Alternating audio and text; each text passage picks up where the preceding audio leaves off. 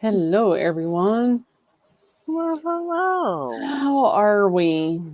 Oh, good. Hello, Instagram. I got that going. Uh, Hold on, I gotta. we Yes, got more sorry, technical difficulties. sorry, we're a few minutes late. Yes, we were working on technical things, and we still have technical things. So, So, this is, by the way, our first podcast on our new platform, or our new podcast, our new name of our podcast. I don't even know what we are. Anyway, I am Sherri, and you can find me on social media at Step by Healing Step. And this is my co host, Coach Becky. hello, guys. I am Becky. I am also the technical person behind the scene. We do not have anyone doing technical work, so I am multitasking. But anyway, yes, for those that are also listening on Tuesday to the podcast versions, we had YouTube issues. So welcome to YouTube over there live. If you're not subscribed to the new channel, make sure you go and subscribe to the new channel. Also, welcome to our other platforms. So eventually, at some point tonight, we will have two Facebook, YouTube, Twitch, Twitter, Instagrams, and Rumble going. But sorry, Twitter and or X and Rumble, you are taking a minute. Um, so Ah, anyway, um, yeah, yeah. Anyway, so we had another podcast called Healing the Whole Body. And for some unknown reason that we've never got an answer for, um, we don't have it anymore. So we went ahead and we decided to pick back up where we left off on a new YouTube platform, and that is the BNC Community. So, welcome everyone. yes. Most major platforms you can end up and find us on under either Beyond Nutrition Community or BNC Community. We're pretty much across the board on any social media or podcasting platform under one of those. If you type in, Beyond Nutrition Community, we will end up and pull up. So, welcome. Happy to have you here. And Rumble, you're just going to end up and be a little late to the party. Sorry. Our good old technical issues. Anyway, so while Becky is messing with that on the behind the scenes there, we thought today and our inaugural, right, but not really, podcast, we thought we would let you ask your questions. So this is our live Q&A. So feel free to put those questions that you may have in the chat, and that goes for over here. We're streaming to Instagram. We're streaming to Facebook. Let's see, Twitch. Are we back on X? We not yet. Not Sorry, yet. X. You're Okay. requiring me to have a premium, so X And of is course, gonna X is gonna end up and take X a is minute. But I'm okay. currently working on getting our friends over on Rumble up There and we going. go. So do post questions. What kind of questions? Well, questions about your nutrition, your healing the body, circadian rhythm. We have a list of questions that people have asked beforehand that we can go ahead and start talking about, and maybe that will spark questions. So do put them in the chat. We will be watching. So what is one question? Well, actually, I'll ask the first question while you're doing that. Um, and somebody said, "Why do I crave carbs at night? And is that really that bad?" So typically I mean, unless you're wanting to answer. Sorry, Rumble, Oh, go ahead. you're not coming on live tonight. We'll get them in a different time frame. So give me 2 seconds here. Sorry, X, you're not either. You're getting removed from the plot. removed from tonight's stream. Um, all right, there we go. Sorry, we'll figure out those platforms. Technical issues, we'll figure them out later. All right, why do we end up when we crave carbs at night? So typically, craving carbs at night is because you haven't ate enough, one, throughout the day. Two, it is also the fact that many times your body is seeking energy. Um, so that can end up and be more of like a nervous system where cortisol is becoming an issue, that you are craving this quicker energy, right? Because the cortisol is supposed to be kind of stabling off midday and coming, in a evening rhythm where melatonin is supposed to be taking off. Sometimes people want that quicker energy so that they kind of downregulate that stress hormone side of things. It can also end up and be that the carbs temporarily boosts the serotonin, which then ends up and creates melatonin. So late night cravings can end up and signal this, self-regulating sleep cycle. Um, it can also mean blood sugar issues. So misalignment again on meals, not eating enough, creating more of a blood sugar dip during the evening, so that you're hungry, right? You're craving, you're snacking. People, depending what they're craving, if they're craving more like chocolate or sweets, it can also be low magnesium, Mm. low magnesium, B vitamins, that type of thing. So there's several different reasons why someone may end up. It can also end up and be that they're sitting there, on the couch watching television, scrolling their phone. And that is overstimulating the dopamine side of things, which pairs with snacking urges. Also, if anyone has ever watched TV, especially here in the United States, almost every other commercial is food related. Right?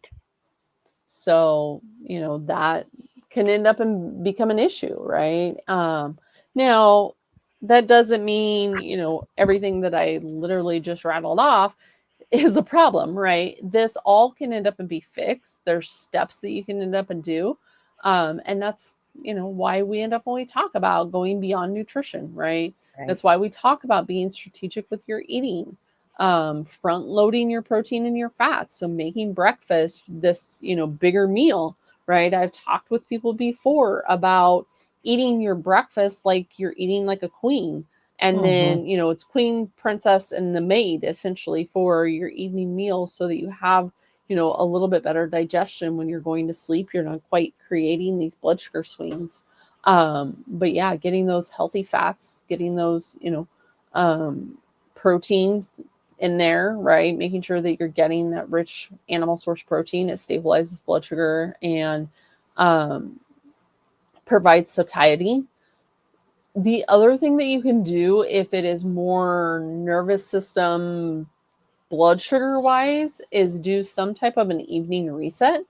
So that can end up and be, I know all three of us coaches use the touch points. So you Yeah. can use those touch points in the evening time, to help breath work, meditation, anything along those lines that is going to help. The other thing you can see, I'm sitting in red light, right? So dimming that red light or dimming that light, having a lower lux of light signal in the evening is going to end up and help doing grounding type things. So that can be reading a book, that can be journaling, anything along those lines can end up and help set you up into a better parasympathetic state to lead to bedtime. Yeah. And you can see I'm wearing my blue blocking glasses because the sun has pretty much set here. And I'm on my laptop and I have a big monitor over here and all of that light. I don't want to signal to my body that it's daytime, right? Because I want my melatonin to start producing and that cortisol to start lowering, and this helps with the signaling. And these go on as soon as the sun sets, and then I change to red lenses about 30 minutes or so before I actually lay down and go to sleep. It works. I have said this a billion times when I first discovered blue blocking glasses, and the first pair I got, I think they were red lenses, weren't they, Becky? Yeah. And and I was one of those people where it was like, why, oh, you would hear influencers and all these doctors and functional medicine people and oh, you sleep's the most important. Oh, you got to get sleep. And I'm like, how do you get sleep? Because it's 1 a.m. and I'm wide awake. Like, what's going on here? And so one of the things I did was I bought a pair of red lenses, the blue blocking glasses, and the first night I put them on, it felt like somebody went thud and just like hit me in the head. I was done. I was boom. It was like 10 o'clock and I was ready to go. It was all I could do to go crawl into bed. It was that much of a difference that I had no idea that the TV on and the lights on and I'm playing on my phone or my iPad or whatever it was, that it was stimulating me so much that I couldn't shut down. So that's huge too. When it comes to being able to, start that melatonin rise and that cortisol lowering. I have a great question here over on Instagram. Somebody wants to know any idea if peptides help with arthritis? Are you wanting me to answer? Yeah, I'm going to let you start because I got some ideas too, but I'm sure they're probably exactly what you're going to say. But go ahead. So it depends on, I mean, I assume, say the question again, does peptides help with inflammation? Peptides help with arthritis. Arthritis. Okay. So arthritis is basically inflammation anyway. Right. I know. Sorry, but it is. It is. Can peptides help with arthritis? In a roundabout way, yes. So when we're looking at inflammation, what is the stem root cause of your inflammation? Right? Right. Is it the fact that you are consuming higher fructose foods? Is it rheumatoid arthritis? Is it, what is it essentially, right? So when we're looking at it from a broad spectrum, right? Because obviously I don't know who it is and I have not spoke to you one-on-one. I don't know your back history. So I'm speaking in a very broad, obviously non-medical. This is not medical advice. This is, blah, blah, blah. Full disclaimers for any of the platforms that are listening. This is simply my opinion, my view on this aspect. So with all that being said, the research around some peptides does indicate, right, that it can end up and suppress those inflammatory markers. So when we're looking at it from that standpoint, can peptides be therapeutic for arthritis? Can they be therapeutic for other inflammatory diseases, essentially? Yeah, it can. There are studies in that aspect that it does lead to it. Is it my number one line of defense? No, it's not. Right. The peptide based strategy, right? The peptides are out there for many other things. But it's not my first. So I would end up and look at how can you adjust your nutrition as far as, inflammation? How can you, are you able to do like grounding? Are you able to do circadian? Because EMFs and blue light can also end up and lead to a depletion of cellular water in the body, and that can lead to stiffness. So, are you getting, again, enough collagen through animal-based protein? Because we know that, that side of things can end up and help with the joints. So, it's kind of one of those things. Now, is there peptides like the BPC 157? it's TB500 at thyroxine. I really in thymosin, I think is how it's actually pronounced. But anyway, those do have potential, and I've seen the potential. I know people that have used them. So yeah, it's. So the person said it's Eileen, and you do speak with her. I do. Okay, so she's not on mine; she's on yours. So she's on my Instagram, not your Instagram, but that's who it is. Turmeric. Um, it helps with anti-inflammatory properties. Um, a thought there if you don't do that. Um, ginger. Ginger helps with pain and swelling. Um, Teas. You and I've talked about that, Becky. The different teas, right? And believe it or not, capsaicin found in chili peppers. It blocks pain signals, and you can actually get those, I think, in like topical creams and stuff like that. Um, Low impact exercise, yoga, um, meditation, and breath work. That helps pain perception, and um, the yoga improves a range of motion and relaxation. I have found that to be very true. I am proof in point that I have worn continuous glucose monitors when I've done yoga, meditation, and breath work. And I think the biggest jump I had was what, 27? Yeah, somewhere in there. 27-point drop in my blood sugar alone. So that tells you that it does work, right? Proof in point when you see the numbers live. That's very interesting. Swimming helps. Warm baths. Uh, Definitely magnesium baths. When I did have a house and had a big giant garden tub, I would take magnesium baths. Just for those that are wondering, what do you mean? I live in my travel trailer and we don't have a tub in our travel trailer. Well, but that's some of the things that I did. Of course, massages, acupuncture, um, kind of going off of what Becky says, just some other ideas that, and of course, weight, right? The more weight I have lost, it has eased the pressure on my joints. I was supposedly diagnosed with rheumatoid arthritis. I say supposedly because I never bought into the fact that I was, but there was definitely inflammation and things like that. So these are things that I have personally incorporated, and it's helped greatly.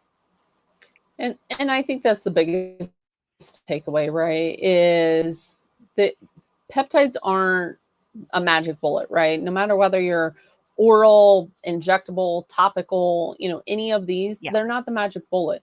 No. And what really needs to be amplified and consistent with it, yes, even though we are beyond nutrition, diet, movement, circadian rhythm, and stress, Yep. sleep, yes, gut health plays a role in that as well. I mean, people can end up and have, a very anti-inflammatory diet, right? They can be doing all of the nutrition side, but if their gut terrain is off, that's going to end up and make a difference how they are, absorbing this food. And so even things like you said, the turmeric and the ginger and, all of these spices and seasonings that they may end up and use in conjunction with their meat and their mineral rich foods, they may not be absorbing that. And Right. so it really does take a look at this full, supportive side, because nothing is a standalone treatment, quote treatment, right? You need all of these different areas. Now, it doesn't have to be perfect, right? It just has to be that continuous aspect of trying to make that progress. So, Yep. So she said, thanks, ladies. absolutely. Absolutely. All right. So on that point, in regards of nutrition, uh, the diet shift between as we're going into winter. Someone wants to know, if I want to heal my metabolism, how should my diet be shifting as we go into winter? So we we're going into fall, right? Whoa, heck, I'm all wrapped up in my headphones. Which, hey, did you see that wired headphones? Sorry, squirrel I moment here. did. Look, Wired wired. headphones Yep. are making a comeback. We're the cool kids, but anyway, squirrel. All right, so back to the question. How should the diet shift as we're going into fall and into winter? A lot of these foods that we had in abundance, that we create metabolic flexibility with, aka more carbs, more fruit, those type of things, that are naturally higher in deuterium foods, melons, fruit, all of those type of things. As we gravitate into days of shorter daylight, less UV exposure, we start to end up and lose that. The sun's transitioning, the other direction, right? Our movement of food should end up and be different. So, not to say that carbs are bad or carbs need to come out completely. What we need to end up and look at is the deuterium side of things. So, it's going to end up and be those higher sugar fruits, those other foods that we did consume, because it did support the cells. It supported the energy expansion that we ended up and needed when light was abundant. We are going to start transitioning into more of a lower deuterium, things like uh, cellar stable foods, fermented foods, so sauerkraut, kimchi, potatoes, sweet potatoes, winter squashes. Slower cooked meats can also end up and be consumed. That's going to help with the warmth, the minerals. It's going to help also if you cook like a roast, you're going to get again that collagen that I was just talking about. So it is going to be transitioning. Now, you can still, for many people that I've done one on one coaching with, I talk about adding in carb days.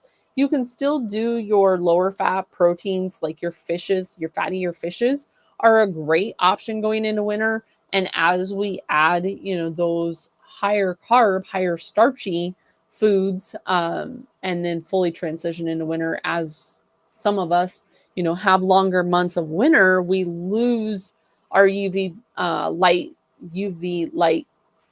UVB. I can't even talk today. It is a Monday. We lose the UVB light because of our latitude. There we go. As we end up when we transition. So some of those, even though they're cellar stable, we may end up and lose them. That's why last winter I did a meat, fat, and ferments challenge. We ended up really Good. working on the gut health, the immune support as we got into some of those darker months. So that's always something that someone can end up and shift. But this shifting also helps with the metabolism, right? When in times where we're supposed to be more into that repair restorative side of things, that's where people will also do a little bit more fasting in the evening because it gets dark so early.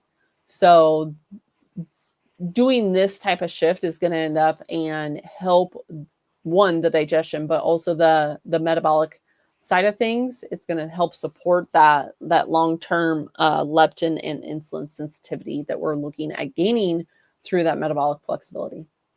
Yep. Well, and something else too is the shorter the days get, the earlier dinner or supper should get, right? Mm-hmm. And so that is something I have been practicing for a number of years. You Becky will tease me, and and she does it too. So don't let her fool you. But she'll be like, "Oh, it's 5:30. You're done eating." It's like, yeah, pretty much. I mean, we're hitting it. Now, my husband had his way. He wouldn't. What time is it? 7:30 Mm-hmm. ish Central Time right now. He would now just be eating if he had his way, and poor guy doesn't get a choice if he wants to eat.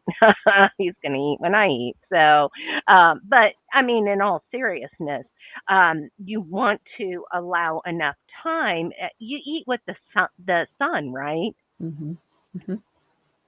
Yep. And that kind of goes into, the next question in regards Hmm. of when I talk about light code, right, Yep. I get that question a lot because we've said on previous podcasts that food carries a light code. And so, of course, that's very confusing. And I get the question a lot, what do you Yeah. mean food carries a light code, right? Well, food has to be grown, right, under certain light, other than your animals. But there again, if you want to get into it, animals transition with the seasons as well. What do I mean by that? All right, let's end up at start. So, food, we'll start with plants, right? Through photosynthesis, plants trap the sunlight. This specific wavelength of light that depends on the season, depends on the latitude. So I've done this in my circadian masterclass before, where foods for me, right? We are both Midwest. So foods for me and foods for you are two different seasons because Yep. one, we're at different latitudes. But yet if you end up and you then take that east to west, also food is grown under different light. And what I eat is going to end up and be different than someone in Georgia, Florida, or someone in California, right? So food needs a certain light and it stores that in carbohydrates. So you then end up and get, for instance, strawberries, right? The Yeah. red of the strawberry, the growing of the strawberry. We were talking about strawberries not too long ago that I still have strawberries growing, and you're like, man, my strawberry season in Texas was, quite a while ago. But yet I still have strawberries growing outside my back door. So things like that where we look at this food that is grown, and as we end up when we transition into those cooler months, we start to lose that light, right? We start to Right. lose the gardens. We start to lose the ability to grow those plants. What do I mean by animals that end up and carry a light code? So animals end up and eat plants, right? I don't care what the animal is, whether it's a cow that is out grazing on the grass and the pastures and the fields, right? The cow grazing in the summer sun produces a very different fatty acid profile than what it does in the winter. Now, I get the fact that in the wintertime, a lot of cows also in Nebraska will end up and be out on, these fields. And so there'll be grain, crop, that type of stock type field. Or they may end up and have to be, quote, brought home and fed a feed, unless you are doing, 100% grass. But even at that, certain grasses are going to end up and grow at different times. So, also, the other thing with animals is they are constantly out in nature, right? They are constantly out in the field. Okay, they may end up and be in a barn. They may be under a lean-to. They may, you know, I get it. I understand. They may end up and have shelter, but the animal is still out there. They are building up their winter hide, their winter coat, right? And so they do end up in transition as the seasons change in their fats, in their proteins, in their tissues. So, like I said, a cow that grazes in the summer and goes to, market, slaughter, whatever you end up and want to say. Yes, I'm trying to choose my words wisely. We lost one YouTube channel. I'm not trying to lose another. All right. And I'm not on Rumble, so I'm Oh my. choosing my words wisely here. But anyway, that animal is going to end up and be very different. Just like fish that is in, warm water is going to end up and be different than fish that is in cold water. So, yes, when you eat, you aren't just fueling your body, you are also taking in this information that tells your body what season it is. It is a secondary timekeeper, or also known as a zeitgeber. So that helps you regulate hormones, the leptin, the insulin, the cortisol, that whole side of things.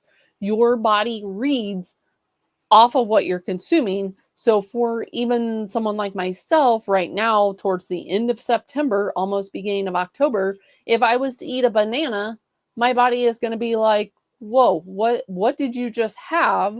Because that light Yep. code is signaling summer and you're going into October.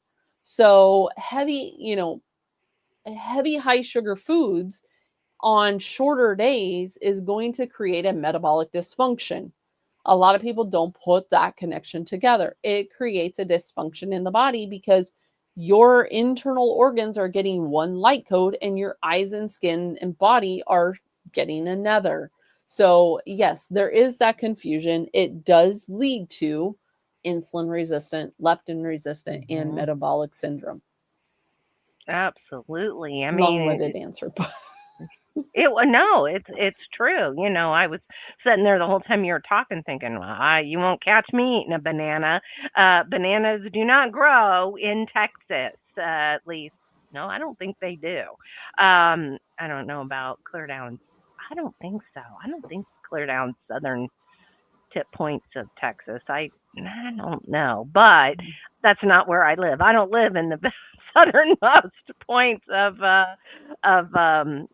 Texas, but yeah, I mean, and it's easy enough to Google, right, and well, put in what's in season for your area because that's there's important, right? there's a great website because I see Eileen's question over on. She's now bounced over to my Instagram. Oh, she met. Uh, so Hi, she's over Eileen. there. She says, "Is there a list somewhere?" And so if you go to seasonalfoodguide.org, that is a very great basic website to end up Yeah, and get to know kind of what is in season. Now, not all of the foods that they're going to end up and put on there is foods that I necessarily feel like a person needs to eat. Um, so let me end up and put that right. disclaimer out there that just because it may end up and be on the list doesn't mean that I feel like everyone is going to tolerate it and be able to, be okay with it. So, for instance, if I end up and I put, Nebraska right now, it's going to end up and give me things like the arugula, the apples, the pears. I could go outside and see that the apples are, on the trees. It's also going to give me the carrots, the cauliflower, the wintertime foods. But then there's going to be things like, for instance, corn that is Yeah. on there. I'm not going to lie and tell you that I did not have a piece of corn this season, but many times there's a lot of modification done to the foods that we end up and we consume anyway. So I'm not even going to go into that whole tangent. Yeah, well, I'm that's really another not. night. Yeah, that's another night. But yeah, there are foods on there that, like I said, I would say no, but there's going to be things like the zucchini, the winter squashes, those type of things, tomatoes. Like I've been making a homemade salsa, and it's the bell peppers that are growing outside, the tomatoes that are growing outside, onions right now. Even though onions typically are a higher carb, and then I end up and I put that salsa on my taco bowl. So I'll make like taco meat and Yep. put some of that homemade salsa on there, or I end up and I eat it other ways, not necessarily on just chips and salsa. There's things like a loaded baked potato, and I'll, instead of adding it down with a bunch of fat, I'll put some like ground turkey and salsa on a baked potato. So just a couple different ways that I use some of these, cellar stable, but also wintertime foods Yeah. and gain the right light code. But yes, to the other question, in regards of going outside, yes, you do need to end up and go outside. Yeah. You can't necessarily be in the house all day. So do I really need to end up and go outside in the morning, even if it's cloudy or freezing? Yeah, your eyes need to end up and see natural light. So even if that's just for a few minutes to end up in get the light. Cloudy days, yes, it is even more important because one, it's going to end up and make our houses really, really dark, but the windows are also refracting a lot of the beneficial light. Yeah. So unless you're going to open a window in the freezing cold, you do need to end up and at least see that light. Yeah, I mean, you and I were talking today while I was at lunch, and I was sitting outside. I Now inside I wear blue blocking glasses. Outside they were off, and I do that religiously, don't I, Becky? Mm-hmm. Well, and that's because the body ends up and gets a different lux of light. Yep. as as the day goes on. And if you're inside and you're only getting a certain lux of Yep. light, that's going to end up, and it's not providing the right signal, right? Right. Layman's terms here, it's not providing the right signal for the body, and it should end up and be, there's not much blue light. It's more infrared light first thing in the morning. It's going to be a little bit lower lux of light around, sunrise. But then as we end up and start to kind of transition through the day, that light is going to intensify. So, think, well, like I have an app on my phone, right? I have the My Circadian Mhm. app, and even like Mhm. right now, the lux of light in my room, yes, I am sitting at in red light, it's 1 lux. So that's typically what my house is in the morning. But then if I end up and I go outside, you're typically going to end up, anywhere 500 to 1500, depending on what time of day you go outside. Now, if you are closer to, midday, you're going to be 10,000 plus. So that's kind of how the lux of light end up and transition as the sun comes up. You start to get more of that blue light, more, it's all balanced, right? We get the full spectrum of light when we're outside, but at sunrise, it's predominantly the red and the infrared light, and that also helps to activate different processes in the body. So the HPA, HPG axis, um, it signals, the body for hormones. It signals the body for various purposes, right? It is the precursor, if you will, or the Kickstarter. And what artificial blue light does is it ends up and can block, right? It disrupts, and it doesn't block. It over intensifies, if you will. So Mhm. it leads to, appetite issues. It leads to the BMI or body fat, right? So yeah, there is a lot of benefits in why you would want to get out at sunrise or even on the cloudy day, because that lux of light, even though it may be filtered through the atmosphere, is still going to be better than in your home that may only be, 3 to 500 or less. Right. So yes, still end up and get the sunlight even on cloudy days. If you have more time, spend more time outside. I ate breakfast in the sunrise this Yeah, weekend. Yep. So, absolutely. That's an easy way to end up and stack it too. So a lot of yep. people end up and say don't they don't know how to structure this all to make it sustainable, Yep. right? And that's one of the things that we are out here trying to do is also for anyone on the podcast that is listening, we are trying to educate and empower people. We're trying to teach how circadian rhythm, nutrition, movement, mindset, all of that works together in healing, but we're also trying to empower you to reframe, right? Reframe and reset your rhythm, where many times we've always been told, right, to stay out of the sun, don't go outside in the sun, make sure you're, XYZ. But what we're trying to do is empower you that you have the tools, and this is a very sustainable way to end up and put that power back into your hands to provide you with healing that is essentially free. A lot of what we've talked about so far tonight is all free things. It just requires, a little bit of structure. Absolutely. So, anyone listening have any other questions, comments? Make sure that, because oh, sorry, Lisa. She just said I froze. I'm Oh, sorry. My bad. Uh, of course. Well, I was telling everyone that you have the power. The power is in your hands to provide yourself with healing. Um, it just takes consistency. So, um, yeah, I don't necessarily have anything else. Do you have anything? I don't. I'm checking. I don't have any other questions either. So I guess with that, we do ask for your help. That's right. We need your help. We need you to like and subscribe and comment as we get our new YouTube channel back up and running. So that would be very, very helpful to us because we did not get knocked down. We just dug in stronger, better, bigger. We are coming at our podcast a little different. We decided today that we're going to have every month a Q&A. We're going to have a roundtable, which means we're going to invite Coach Sly on.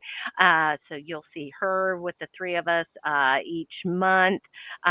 And then, of course, we'll have our normal podcast and guests and things like that. If you have a guest you would love for us to talk to, please reach out and let us know that as well. And I suppose, Becky, we should probably reach back out to those that we've had in the past and get them back on here. And Yeah. yeah. Yeah, since we have no way, well, I mean, I probably do have a way of recovering because I think some of our main ones, we have over 100 hours still saved on, or close to 100 hours, I should say, saved on StreamYard. So I might try to end up and see if I can't extract some of those and upload them. But we do need to do a lot of re-interviews with a lot of people because one, we are covering a broader audience. So as my lovely co-host said, not only are we over on YouTube, but make sure you find us on any of the other platforms, also the podcast streaming platforms as well. So again, we're on Rumble, we're on X, aka Twitter, we're on Twitch, we are on TikTok, we are on Facebooks, Instagrams. Find all of us coaches. We have our individual Instagrams. Make sure you like us. We all end up put out valuable content. But then we are on audio only. So we appreciate you guys listening to the audio only on those get uploaded on Tuesdays. And we are on Apple Music, Amazon Music, iHeartRadio, Spotify, and I'm sure there's platforms that I'm missing. I know there is because I went through those really fast and You're I know there's missing. Yeah. platforms. Yeah. That's all right. We're going to get there, but we do need your help on getting the algorithms picked back up so we can reach a broader audience. We are not sponsored. So we're just two women that feel a calling in wanting to the BNC community, beyond nutrition, healing your body, and what has worked for us, what works for our clients, and so forth. So let me check one more time. No, I have my godson Elijah on over on Instagram, so I'm sure he doesn't have any questions. So I see Lisa's question over on Instagram. She said, I Okay. could not find you on YouTube today. So it is not healing the whole body podcast as we formerly were. It is BNC Community. So if you punch in BNC Community, we should pull up. I am showing that we are currently live over there. So yeah, you should be able to find us if you put in either BNC Community or type in Beyond Nutrition Community on any of those platforms. You should be able to find us. And we do have someone watching on YouTube. So I know that we are Oh, actually active live over there. well, welcome. So we do go live every Monday night, 7 p.m. Central Time. You will find us here. So we hope to find you there. So thank you so much for tuning in tonight, and have a great rest of your week. Do something kind for yourself. Don't be so hard on yourself. This is a journey, and we are not supposed to be perfect. So give yourself some grace. Any words of wisdom on that, Becky? Nope, you pretty much covered it. It's more the progress over perfection. So keep moving forward, be better than what you